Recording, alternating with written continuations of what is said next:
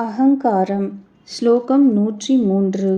அகங்காரமானது இந்த கண் முதலியவைகளிலும் உடலிலும் ஆத்மாவிடமிருந்து பிரதிபலித்த ஒளியால் நான் என்ற அபிமானத்துடன் நிலை பெற்றுள்ளது.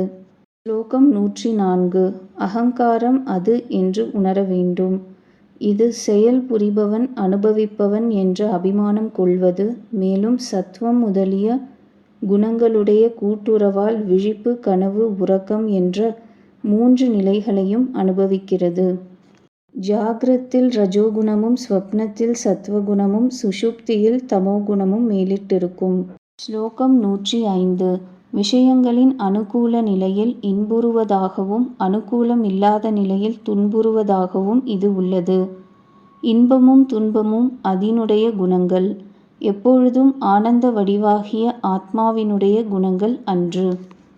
ஒரே விஷயத்தை மனது ஒரு சமயத்தில் சுகமாகவும் மற்றொரு சமயத்தில் துக்கமாகவும் கொள்ளுகிறது.